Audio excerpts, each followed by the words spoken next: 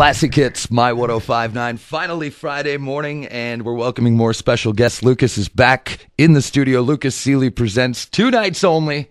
We're excited, Lucas. I'm excited to be here. This is the biggest star I've ever had in the studio. Yeah, thank you. And are you going to... I'm not talking about... Yeah, we're talking about Wayne. Go ahead and introduce. This morning, ladies and gentlemen, the people of Billings, Montana, I'd like to introduce one of my favorite actors, comedians, Mr. Tim Meadows. All right. Tim, thank you very much for coming in this morning. Yeah, thank you. Have you ever been to Billings, Montana before? No, I have not. I should start saying yes. I've been here just to surprise people. Have you ever been to Montana before? I've never been to Montana. No. Where do you live currently? Billings, Montana. Yeah, sure. Yeah, I live right down the street. No, I am from Detroit, Michigan originally, and I live in Chicago. Basically, legally, I live in Chicago. You start out in Second City, then? Yeah, Originally? Second City, an Improv Olympic, and and then I went to Saturday Night Live after that. What year did you start? 91? Saturday Night Live? Yeah. 91. 90. Yeah? 90. Yeah. You know, you're like exactly in my wheelhouse of like growing up. I was like right around the time where I was first getting to watch Saturday Night Live then, and then all the way until, my 20s or whatever. You were, at one time, you were the longest running cast member? Yeah, I was, for a while, and Daryl Hammond passed me up. Okay. And then, but I passed him up in life. So I feel like it's even now. Daryl Hammond didn't make the ladies, man. He didn't make the ladies, man. This is great. You have this VCR. I brought in my original VHS copy that I'm sure I bought that. What year did that come out? 2000, 2001, something like that? 2000. Yeah, let me check the date on Check the date on the back of my VHS 2000. There you go. So I've had it that long. 14 years ago. And I still look, I don't look that much No, different, you look exactly the same. Yeah, you're nice. Thanks, man. I got a gray goatee now. Wow, Billy D. Williams was on Dancing with the Stars. See what this movie can do for your career, right? Everybody, you did a great Billy D. Williams on SNL. Would you do I did that for Cocock or a couple times maybe. Yeah, that was nice. I loved your Bryant Gumbel. Yeah, Brian Gumbel. Thank you. Yeah, I did a lot of like I really didn't do impressions before I got there, and then once I got there, it was sort of part of the job. You sort of had to do it. Had to. Huh?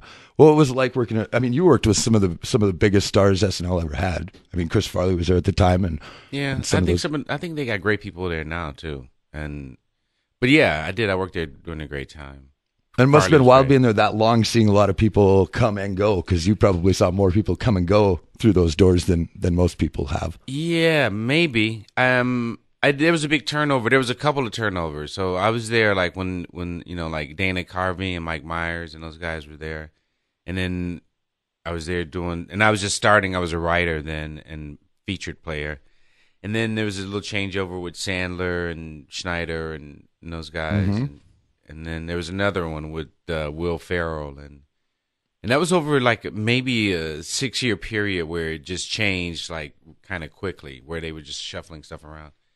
But yeah, so I mean, the good thing for me is I made a lot of good friends. Who are some of your closer friends that you've met from the cast over the years that you still are in contact with? Well, Chris Rock, I'm in contact with on a daily basis, and who else I talk to a lot? I talk to Colin Quinn and quite a bit. Both of those guys have been very. They've given me a lot of advice on stand-up comedy since I started doing this a couple of years ago. The past 2 years, I've talked to Colin and Chris Rock a lot, just asking for advice. So. When did you start picking up kind of the stand-up scene? It's been about 4 years. Okay. Yeah. What made you decide that? I was sort of I felt like I should be doing something, because I felt like, I love performing and I felt like I had ideas and I didn't really have an outlet for it. And so at first I started doing an improv show, and I would just come out and talk to the audience before, and I had 2 friends that I'd perform with.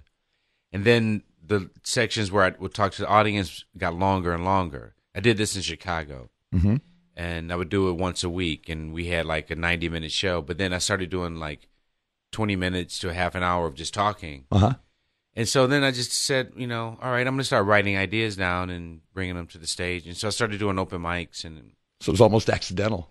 It was accidental, but on purpose. Too. Sure. It was sort of in the back of my mind. I was like, I wonder if I can do this and do it consistently. And then I just started researching and talking to friends of mine that were established stand-up comics. Mm-hmm. I read Steve Martin's book. I read this book by Franklin Ajayi, which is a book about, it's just interviews with comedians and the process of how stand-up comics work. I watched the Jerry Seinfeld comedian documentary. Mm-hmm. And if for anybody starting in stand-up comedy, that's like a blueprint the Bible, of how to do it. And it really is, because like if you watch that, you see what it takes and the high percentage of failure that you have, even for somebody like Jerry Seinfeld, who had to start writing new material and start doing open mics just in order to build up his stuff again. It was the same way for me, and the same way almost for any comic. You see that, it's like, oh, that's how they make the cars. You know what I mean? That's how it's done. Figure it out then. Yeah, huh? And if you don't have the tenacity to make it through the hard part, then you never get to the part where you actually know your material and you have confidence on stage and you get good at it. Well, we know you're talented and funny, and we're all looking forward to the big shows this weekend. We thank you for coming to Billings all this way. Are you loving the traveling? You get to see some places you've never seen before. Yeah, you know what? It is kind of fun. The most fun I have is like getting on stage. That's the only the rush. Yeah, I mean, just the actual doing my job. Everything else is sort of like, it's fine. I've been to most places before. I've toured with Second City back in the day, so seeing places like this where like this is the first time I've ever been here. What's happening here? Not much. That's a good feeling. That's sort of fun. But everywhere I've been to St. Louis 50 friggin' times. You can only see it. Going to St. Louis again is not that exciting. Sure. Well, thanks a lot for coming by. 2 nights, 2 shows each night. What is it? 6 and 7 and 9. 7 and 9. All right, tickets are still available, and we'll see you out there at the Red Door tonight. Tim Meadows, thank you very much for coming by. You bet.